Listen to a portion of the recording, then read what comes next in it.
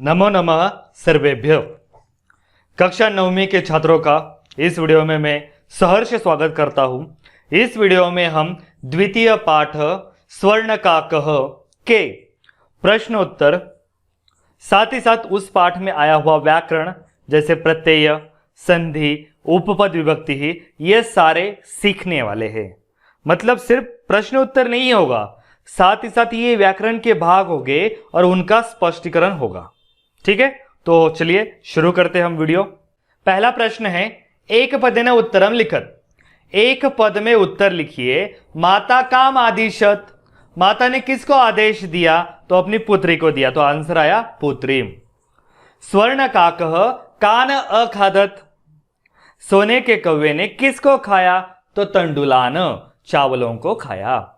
प्रासाद कीदृश वर्तते, प्रासाद जो महल था वो कैसा है? स्वर्णमय, तो प्रासाद स्वर्णमय वर्तते। गृहम आगत्य तया का समुद्घाटिता, घर पे आकर उस लड़की ने क्या खोला?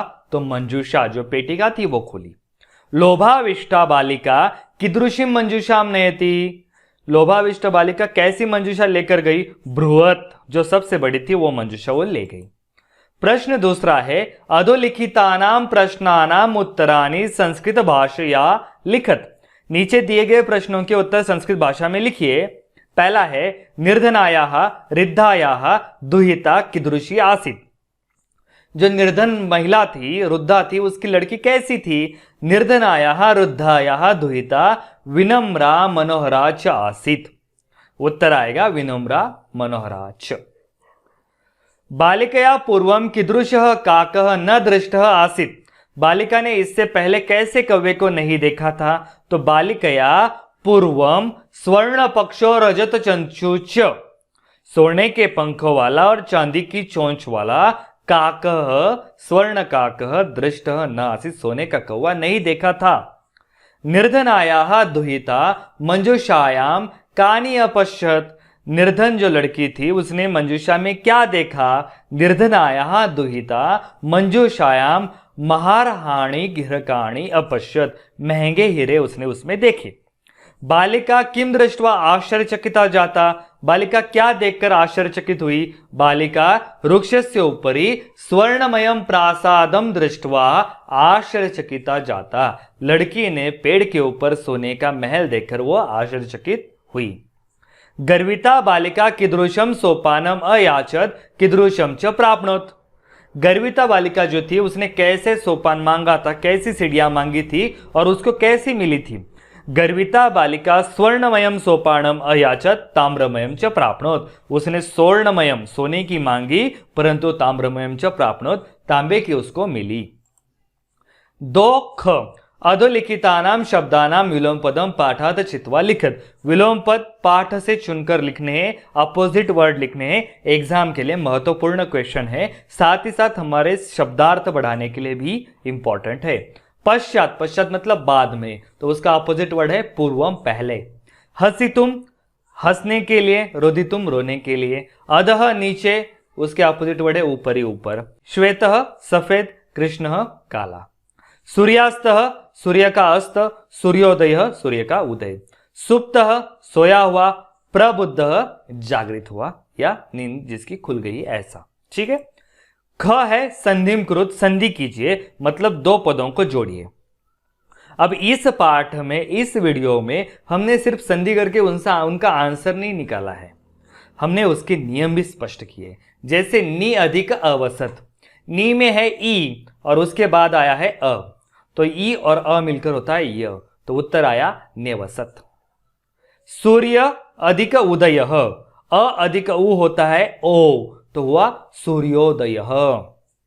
वृक्षस्य अधिक ऊपरी, अ अधिक उ, हमने देखा अभी क्या होता है ओ, तो बन गया वृक्षस्योपरि। ही अधिक अकारयत, ई अधिक अ होता है य, तो ह्य कारयत।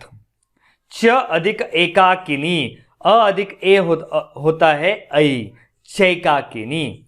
इति अधिक उक्त्वा, ई अधिक उ होता है यु, तो युत्युक्त्वा। प्रति अधिक अवदत, प्रत्यवदत, ई अधिक अ य। प्र अधिक उक्तम, प्रोक्तम, अ अधिक उ, ओ का नियम।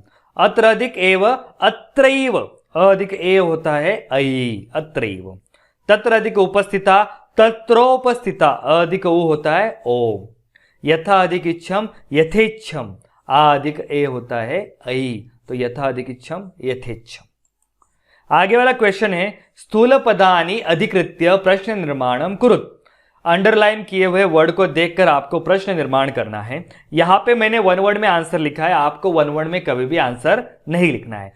फुल सेंटेंस में आंसर लिखिए और लास्ट में लगाइए प्रश्न चिन्ह। ग्रामे निर्धना स्त्री अवसत, निर्धना स्त्री, गांव में निर्धन महिला रहती थी, तो कौन के लिए हम संस्कृत में प्रयोग करते हैं का। ग्रामे का अवसत, प्रश्न चिन्ह। स्वर्ण काकम निवारयंती बालिका प्रार्थयत, स्वर्ण काकम द्वितीय एक वचन होता है तो कम, कम निवारयंती, किसको भगाते हुए, बालिका प्रार्थयत, प्रश्न चिन्ह। सूर्योदयात पूर्वमेव बालिका तत्रोपस्थिता, सूर्योदयात तो कस्मात, प्रश्न मार्क। बालिका निर्धन मातु दुहिता आसीत, निर्धन मातु गरीब महिला की, का की के लिए षष्ठी का प्रयोग होता है कस्याः, बालिका कस्याः दुहिता आसीत, प्रश्न चिन्ह। लुब्धा रुद्धा स्वर्ण काकस्य रहस्यम अभिज्ञातवती, स्वर्ण काकस्य कस्य, लुब्धा रुद्धा कस्य रहस्यम अभिज्ञातवती, कस्य रहस्यम अभिज्ञातवती, प्रश्न चिन्ह। अब देखिए आगे वाले क्वेश्चन जो बेस्ट है वो है प्रत्ययों पर। तो उसमें 4 प्रकार के प्रत्यय है, जो हम पहले प्रत्यय पढ़ते फिर प्रश्नों को सॉल्व करते हैं ताकि हमें इजी जाए। तो इसमें 2 प्रत्यय दिए हैं, एक तो कत्वा प्रत्यय है और दूसरा है लेप प्रत्यय। तो देखिए क्या है, किसी भी काम को करके इस अर्थ में कत्वा प्रत्ययों का प्रयोग किया जाता है। मतलब आप कोई भी काम करके, जैसे पढ़कर तो पठित्वा, कर किया, तो यहां पे प्रत्यय का नाम है कत्वा। जब हम अलग करेंगे तो मूल नाम लिखेंगे, जब जोड़ेंगे तो सिर्फ आता है त्वा। देख लीजिए यहां पे पठ प्लस कत्वा पठित्वा, पढ़कर, गम प्लस कत्वा गत्वा, जाकर, खाद प्लस कत्वा खादित्वा, खाकर। यह हुआ कत्वा प्रत्यय। अब दूसरा देखिए, इसी अर्थ में अगर धातु से पहले उपसर्ग होता है, उपसर्ग मतलब ये उप सम वि आ निर होता है, तो ल्यप प्रत्ययों का प्रयोग होता है। धातु से पूर्व उपसर्ग होने की स्थिति में कभी भी कत्वा प्रत्यय का प्रयोग नहीं हो सकता। मतलब ये अगर उपसर्ग है तो कत्वा प्रत्यय का प्रयोग हम लोग नहीं कर सकते। उपसर्ग है तो हमें ल्यप का ही प्रयोग करना है, अगर उपसर्ग नहीं है तो हमें कत्वा का ही प्रयोग करना है। उपसर्ग न होने की स्थिति में कभी भी ल्यप प्रत्यय का प्रयोग नहीं हो सकता। दोनों का अर्थ एक है, बस उपसर्ग है तो ल्यप का प्रयोग कीजिए और उपसर्ग नहीं है तो कत्वा का प्रयोग कीजिए। अब ल्यप का नियम क्या है, पहले उपसर्ग होता है, फिर धातु होता है और फिर ल्यप प्रत्यय। परंतु ल्यप प्रत्यय जब जुड़ जाता है तो उसमें केवल य रहता है, जब अलग होता है तो ल्यप होता है। जैसे उप अधिक गम अधिक ल्यप उपगम्य, सम अधिक पूज्य अधिक ल्यप संपूज्य, वि अधिक लोक्रु या लोक अधिक ल्यप विलोक्य, आ अधिक दा अधिक ल्यप आदाय, निर अधिक गम अधिक ल्यप निर्गत्य। ठीक है, हमने 2 प्रत्यय देखे अभी, कत्वा ल्यप, करके, काम को करके। अब आगे भी 2 प्रत्यय बताए हैं, एक है तरप और दूसरा है तपम प्रत्यय। तरप प्रत्यय में शेष रहता है तर और तपम में शेष रहता है तम। अब ये दोनों किस लिए यूज किए जाते हैं? तरप प्रत्यय प्रयोग होता है इंग्लिश में कंपैरेटिव डिग्री, जब 2 लोगों के बीच में तुलना हो तो तरप प्रत्यय होता है। और तपम प्रत्यय होता है सुपरलेटिव डिग्री, जब बहुत सारे लोगों में एक श्रेष्ठ है तो प्रयोग किया जाता है तपम प्रत्यय। तरप में रहता है तर और तपम में रहता है तम। जैसे बलवत अधिक तरप बलवत्तर, लघु अधिक तमप लघुत्तम। देखिए उस प्रकार दिया, इसको पॉजिटिव डिग्री मान लीजिए, इसको कंपैरेटिव और ये सुपरलेटिव। लघु लघुतर लघुत्तम, महत महत्तर महत्तम, श्रेष्ठ श्रेष्ठतर श्रेष्ठतम, मधुर मधुरतरम मधुरतम, गुरु गुरुतर गुरुतम, तीव्र तीव्रतर तीव्रतम, प्रिय प्रियतर प्रियतम। ठीक है, अब देखिए डायरेक्टली हम क्वेश्चन सॉल्व करते हैं। चौथा प्रश्न है प्रकृति प्रत्यय संयोगम कुरुत, संयोग कीजिए प्रकृति और प्रत्यय का। जैसे वि अधिक लोक्रु अधिक ल्यप, ल्यप में क्या रहता है केवल य तो विलोक्य। नि अधिक क्षिप अधिक ल्यप, लेप में क्या रहता है, केवल य, तो निक्षिप्य। आ अधिक गम अधिक लेप, लेप में क्या रहता है, केवल य, पर पहले उपसर्ग होता है तो आगम्य। दृश्य अधिक कत्वा दृष्टवा, शी अधिक कत्वा क्षयित्वा, लघु अधिक तमप लघुतम। ओके, अब इसके अपोजिट दूसरा क्वेश्चन, प्रकृति प्रत्यय विभागम कुरुत, उनको अलग कीजिए। रोदितुम रुद अधिक तुम प्रत्यय, दृष्टवा दृश्य अधिक कत्वा प्रत्यय, विलोक्य वि अधिक लोक अधिक ल्यप, निक्षिप्य नि अधिक क्षिप अधिक ल्यप, आगत्य आ अधिक गम अधिक ल्यप, शयित्वा क्षि अधिक कत्वा, लघुत्तमम लघु अधिक तमप प्रत्यय। कौन सा, तमप। यही प्रत्यय हमने अभी पढ़े थे, अब उसके क्वेश्चन आंसर सॉल्व किए। ठीक है, आगे वाला है क्वेश्चन नंबर 6, अधोलिखितानि कथनानि कह का कम काम च प्रति कथयति, किसने किससे कहा। ठीक है, जो कहता है वो हमेशा प्रथमा विभक्ति में होता है और जो सुनता है वो हमेशा द्वितीय विभक्ति में होता है। जैसे पूर्व प्रातराश क्रियताम, पहले ब्रेकफास्ट करो। स्वर्ण काकः बालिकाम, सोने के कौवे ने बालिका को कहा। सूर्या तपे तंडुलान खगेभ्य रक्षः, धूप में पक्षियों से तांदुल चावल की रक्षा करो। रुद्धा माता पुत्रीम, रुद्ध माता ने पुत्री से कहा। तंडुलान मा भक्षय, बालिका ने स्वर्ण काकम, बालिका स्वर्ण काकम। अहम तुभ्यम तंडुल मूल्यम दास्यामि, मैं तुम्हें चावलों का मूल्य दूंगा। स्वर्ण काकः बालिकाम, सोने के कवि ने बालिका को कहा। भो नीच काक अहम आगता मह्यम तंडुल मूल्यम प्रयच्छ, हे नीच कव्य मैं आई हूं, मुझे चावलों का मूल्य दो। लुब्धा यह पुत्री स्वर्ण काकम, लुब्ध पुत्री ने सोने के कव्य से कहा। अब देखिए द्वितीय विभक्ति का एक सिंपल सा तरीका है, जब द्वितीय विभक्ति एक वचन होता है तो उसके अंत में आता है म, बालिकाम पुत्रीम स्वर्ण काकम, बालिकाम स्वर्ण काकम। ठीक है, क्वेश्चन समझ में आया। अब आगे वाला क्वेश्चन है, आखिरी क्वेश्चन है, उदाहरण अनुसृत्य कोष्टक गतेषु पदेषु पंचमी विभक्ति प्रयोगम कृत्वा रिक्त स्थानानि पूरयेत्, पंचमी विभक्ति का प्रयोग करना है। अभी इस क्वेश्चन को हम ये भी कह सकते हैं ये उपपद विभक्ति का प्रश्न है। कैसे, क्योंकि कोई विशेष शब्द जब आता है तो उसके साथ विशेष विभक्ति का प्रयोग किया जाता है, उसको कहते हैं उपपद विभक्ति। उदाहरणार्थ यहाँ पे शब्द आया है बही, तो व्याकरण का नियम कहता है जहां बही शब्द आता है उसके साथ पंचमी विभक्ति का प्रयोग करो। जैसे मुशक डैश बही निर्गच्छति, बिल है बही शब्द से पहले तो बिलात बही निर्गच्छति। वैसे ही जनः डैश बही आगच्छति, बही शब्द आया है तो पंचमी विभक्ति का प्रयोग करना है, ग्रामात बही आगच्छति। अब निस्सरति निकलना, इस अर्थ से भी पंचमी का प्रयोग किया जाता है। नद्यः डैश निस्सरन्ति, पर्वत है निकलती है, पर्वत से नदियां निकलती है तो पर्वत से निकलने के लिए पंचमी विभक्ति का प्रयोग किया जाता है, तो पर्वतात या फिर पर्वतेभ्य, नद्यः पर्वतेभ्य निस्सरन्ति। डैश पत्राणि पतन्ति, उससे अलग होना, इस अर्थ में भी पंचमी का प्रयोग किया जाता है, तो वृक्ष से पत्ते अलग हो रहे तो वृक्षात पत्राणि पतन्ति। बिभेति डरना, डरना भी पंचमी विभक्ति का प्रयोग किया जाता है। बालक डैश बिभति, बच्चा डैश से डरता है तो पंचमी विभक्ति का प्रयोग सिंह सिंहात बिभेति। ईश्वर डैश त्रायते, किसी परिणाम परेशानी से बचाना, मुश्किल से बचाना, उसमें भी पंचमी विभक्ति का प्रयोग किया जाता है, तो क्लेश क्लेशात, ईश्वर क्लेशात त्रायते। प्रभु भक्तम डैश निवारति, निवारति मतलब बचाना फिर से, तो पाप का होगा पंचमी पापात निवारति। यहां हमने क्या किया है, बही शब्द आया है, निस्सरन्ति आया है, पतंती आया है, बिभेति आया है, त्रायते आया है या निवारति आया है, इसीलिए हमने यहाँ पंचमी विभक्ति का प्रयोग किया है।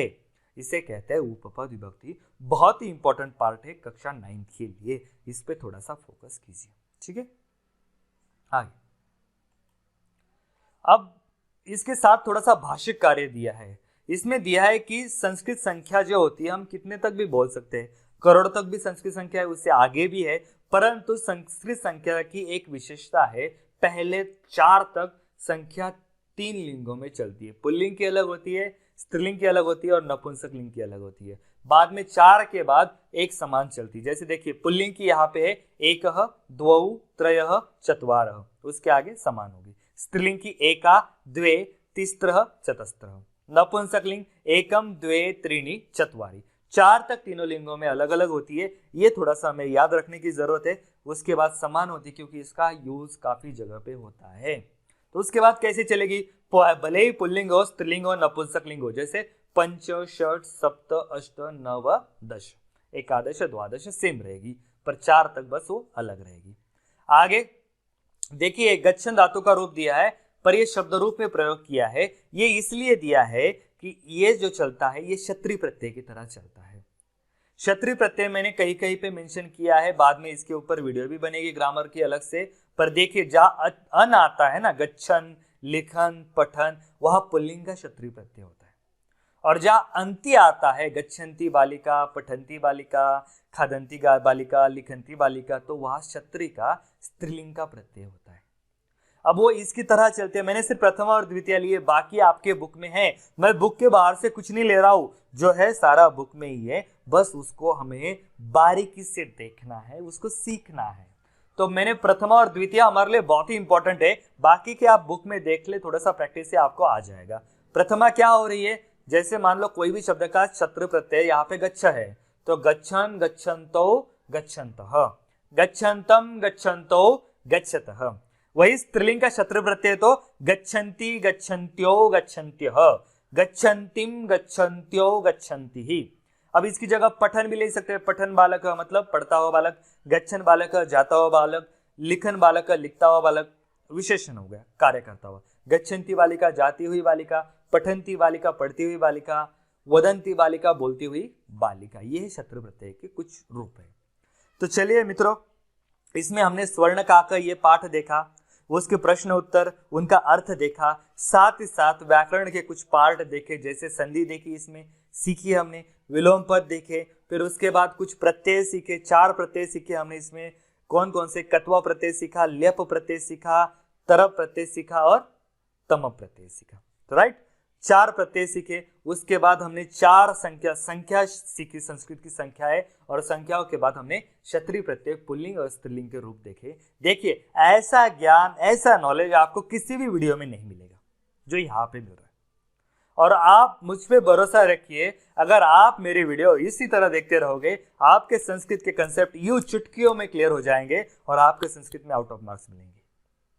ठीक है मित्रों, तो अगर ये वीडियो आपको पसंद आया है तो इसको लाइक कीजिए, मैक्सिमम लोगों तक शेयर कीजिए। देखिए, जितना लोगों तक ज्ञान हम बांटेंगे उतना ही हमारा ज्ञान बढ़ेगा। तो शेयर करने में बिल्कुल संकोच ना कीजिए, और चैनल को सब्सक्राइब कीजिए। सब्सक्राइब इसलिए करना है कि मुझे इससे कोई पैसा नहीं मिलेगा, सब्सक्राइब इसलिए कीजिए ताकि मुझे प्रोत्साहन मिले, मुझे एनर्जी मिले कि हाँ, मैं जिनके लिए वीडियो बना रहा हूँ वो मेरा वीडियो देख रहे हैं, मेरे चैनल को सब्सक्राइब कर रहे हैं।